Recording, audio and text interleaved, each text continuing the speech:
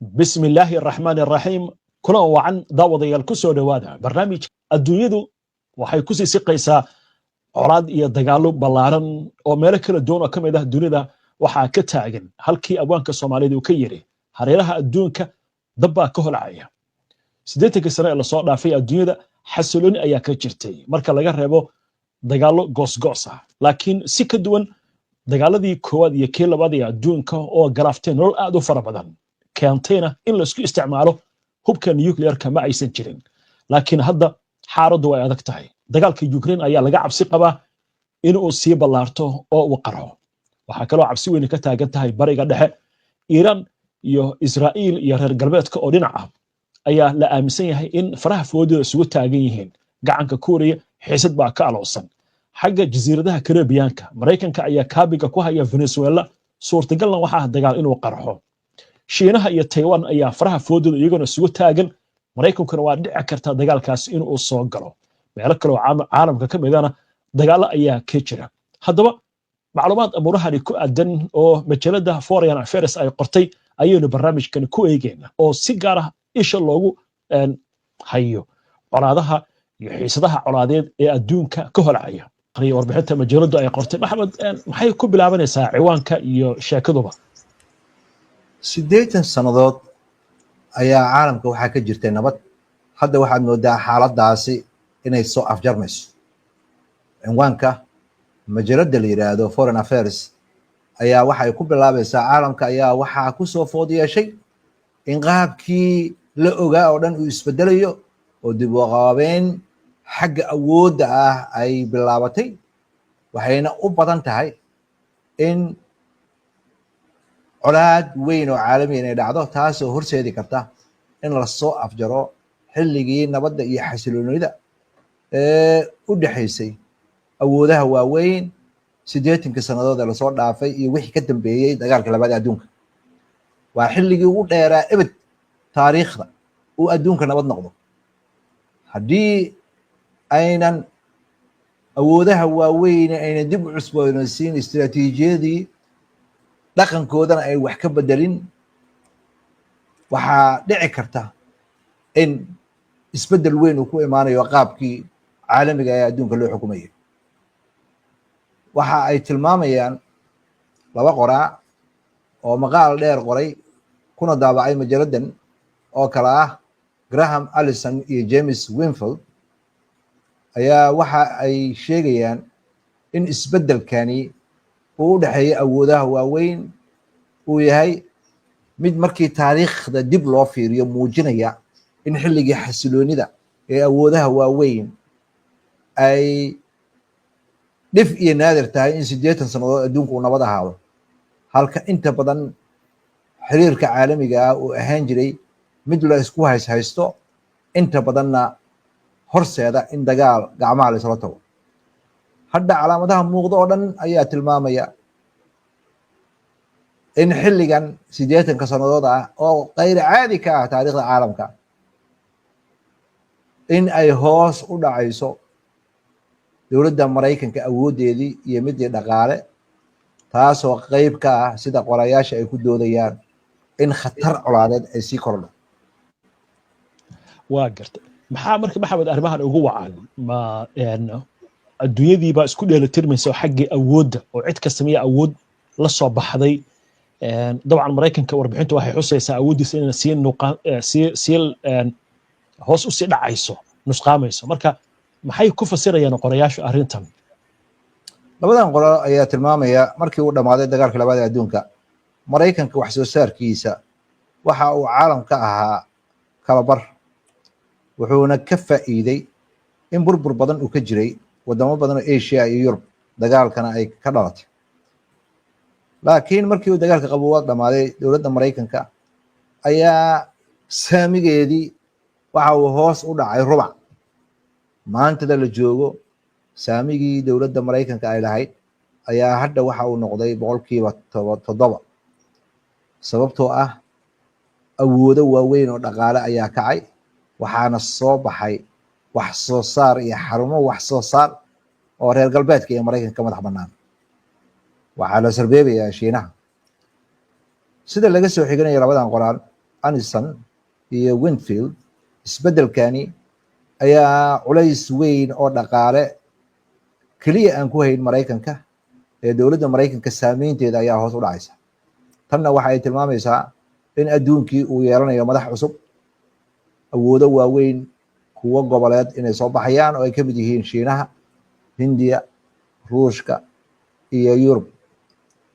kuwaasoo mid walba iskiis uu saameyn u leeyahay ayadoo aan loo baahnayn in wax ogolaashaha laga helo Maraykanka iyo ayadoo aan laga baqaynin wax dagaal ah inuu dhaco, sababtoo ah Maraykanka awooddiisa ayaa wiiqantay. waa gartay arrimahaas marka waxaa leeyahay waxaaba suurtagal ah in si fudud loogu sidbado ama simbiri raxdo dagaal iyo isku dhac. inoo faahfaahay qaybtaas Maxamed. xaaladda taagan maaha mid dhaqaale oo keliya ee waxaa jira qaabkii ay wax u dhisnaayeen ayaa hadda waxaa soo dardargelaysa inay colaad horseeto. taariikhda marka la fiiriyo waxaa gashay Athens oo ahayd boqortooyo iyo Sparta oo boqortooyo ahayd ayaa waxay ahayd laba awoodo waaweyn xilligoodii, waxaana muuqatay in midna awooddeeda ay sii daciifaysay midna awooddeeda ay kacaysay. taasaa loo soo qaata tusaale ahaan. hadda waxaa laleeyahay awoodo isu dheelatiran ma jiraan, awoodo kacaya oo soo taraya iyo awood dowladihii awoodda lahaa oo awooddooda soo yaraanayso. arrintaasna waxay keenaysaa dagaal. xaaladda xataa khatarteeda way badan tahay haddii dowladda awooddeeda sii dhammaanayso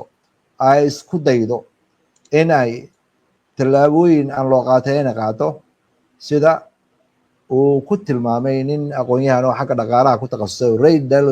Dalio la yidhaahdo, ayaa ku dooday dowladda Maraykanka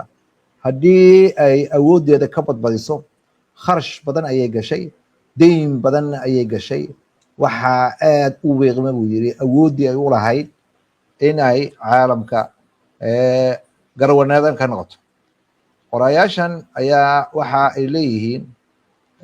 dhinaca kale waxaa sii kordhaya baa leeyahay oo dhici kara in lagu sidbado colaad. sababahana waxaa lagu tilmaamay Maraykanka oo awooddiisa militariga aad u ballaariyey, waxayna soo xiganayaan tusaale ahaan dagaallo fara badan oo aan macno lahayn oo kharash badan ku kacay ayuu Maraykanku ku galay Ciraaq, Afghanistan, waxaana halkaasi dhibaato dhaqaale oo weyn ka soo gaartay Maraykanka iyo awooddii u lahaa. waa gartay marka saameyntaas macnaheeda waxa weeyaan in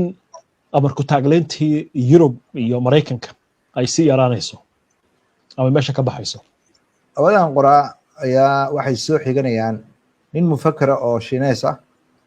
isla markaana taliya ahaan jiray ciidan oo Su Chun la yiraahdo oo noolaa qarnigii 6aad. waxa uu leeyahay ciidamada haddii ay dagaal dheer galaan waxaa loogu dowgalayaa oo meesha ku dhammaanaya waxa weeye khayraadka oo cudurdaar looma heli karo. dagaal ma dhamaataa. waxaa hadda Maraykanka ku dhacay waa dagaal ma dhamaataa. waxaad moodaa in colaad kasta aynan ahayn mid toos saameyn ugu leh danaha Maraykanka, laakiin danihii Maraykanka ayaa hadda waxaad moodaa inuu ka gaabiyey inuu agabkiisa casriyeeyo, awooddiisana waa sii wiiqmaysaa, inuu diyaar garoobo oo dib u habeen isku sameeyana waa la gafay. waxaana muuqata amnigii caalamka u abuuray ayaa hadda waxaa muuqata in Congress-ka iyo warshadaha ka shaqaysta hubka inay dowladda Maraykanka ku riixayaan inuu lacag badan ku bixiyo difaaca halkii laga bedeli lahaa istiraatiijiyada oo amniga dowladda Maraykanka laga dhigi lahaa mid wax laga qabta dhibaatooyinka Maraykanka soo wajahay xagga miisaaniyadda. laakiin nidaamkaasi wax ma sixi karo. qaabkii ayaa hadda wuxuu isu bedelay mid aan isu dheelitirnayn. dhaqaalihii faraha badnaa ee lagu bixinayay wax ay ka qaban karaan lama arko caqabadaha weyn ee Maraykanka soo wajahay. midda ugu dhibka badan ayaa waxay tahay buu leeyahay ninkan qoraaga ah oo ugu dambeysa in kala qaybsanaan ay Maraykanka dhexdiisa ka jirto, siyaasad ahaan in aad loogu kala fog yahay oo labada xisbi ay kala fog yihiin.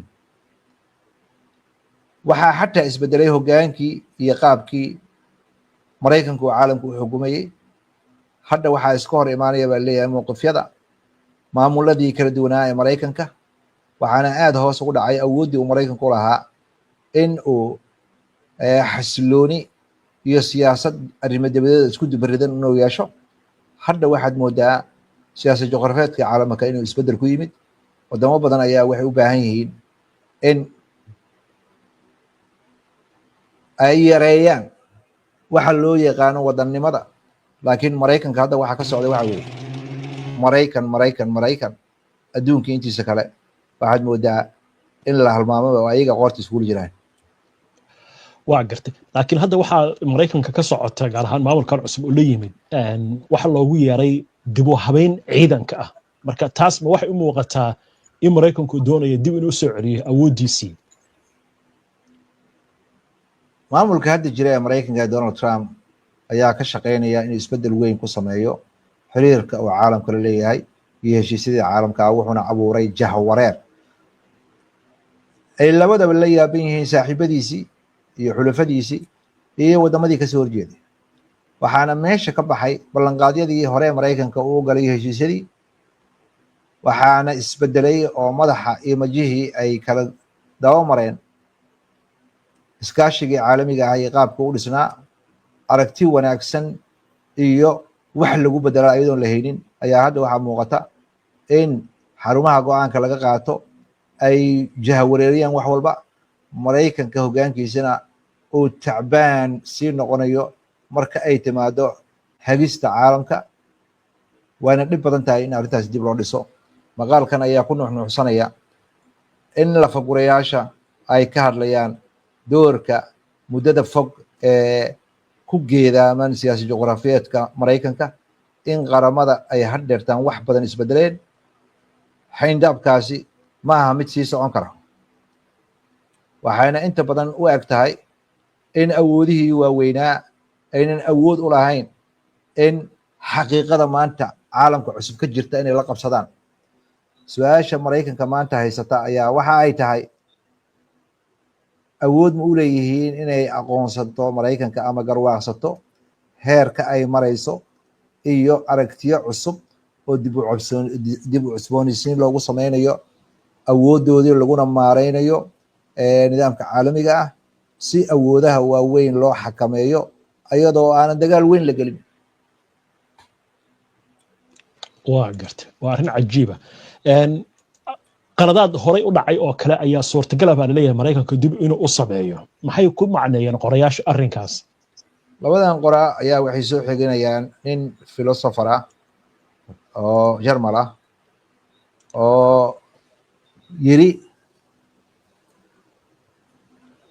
taariikhdan ayaa wax ka baranay,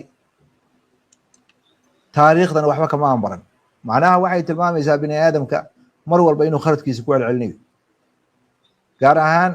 marka ay timaado awoodaha isu dheelitiran iyo awoodaha cusub oo soo baxaya. labadan khabiir ayaa waxay xusuusanayaan xilligii lagu jira dagaalka qabowaa dowladda maraykanka istiraatiijiyada dadka ugu qaabilsan ayaa waxa ay ka shaqeynayeen qaab ay rabeen in ay ka leexdaan wixii hore taariikhda looga bartay. waxayna bilaabeen inay asaas ku dhigaan nabad ma dhamaataa, taasoo aanan suuragal ahayn iyadoo aan dagaal awoodo waaweyn ka dhex dhicin. in caalamka xaaladdaas uu kusii socdo oo muddo dheer uu nabad ahaado. maanta waxaa loo baahan yahay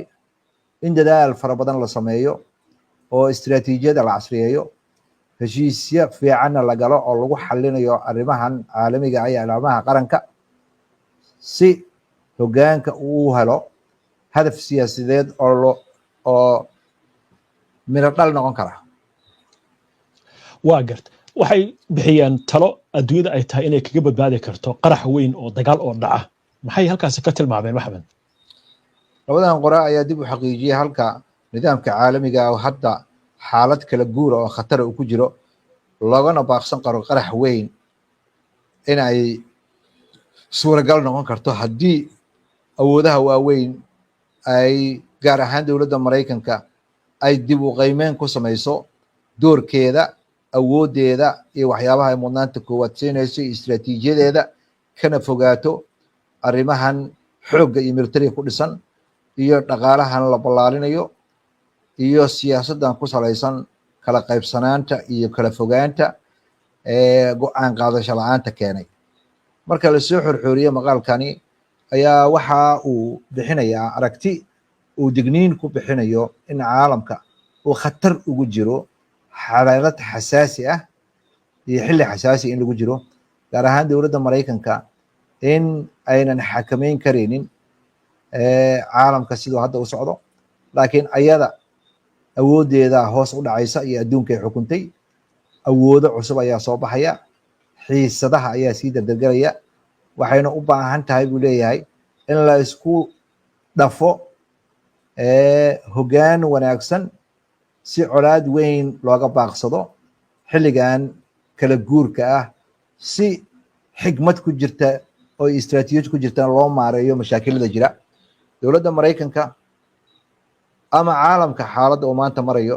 ayaa waxa uu haystaa fursad uu dib ugu dhigi karo in colaad dhacdo haddii ay ka faa'iidaystaan fursaddan oo loo baahan yahay rabitaan siyaasadeed iyo aragti qoto dheer oo istiraatiijiyadeed iyo tallaabo geesinimo ah oo looga hor istaagayo istiraatiijiyadii dagaalka qaboobaa oo kale. waa tahay maxamed, aad baad u mahadsan tahay. daawadayaashuna ay mahadsan yihiin. intaa ayaan kusoo gabagabeynaynaa barnaamijka. daawada si aad ula socoto wararkan, barnaamijyadan iyo macluumaadka aynu halkan kasoo gudbino, haddii aad ka cusub tahay baraheena bulshada ama horay aadan ugu xirnayn, hadda kusoo biir. waa inoo barnaamijka xiga insha allah. inta ka horeysa nabadgeli.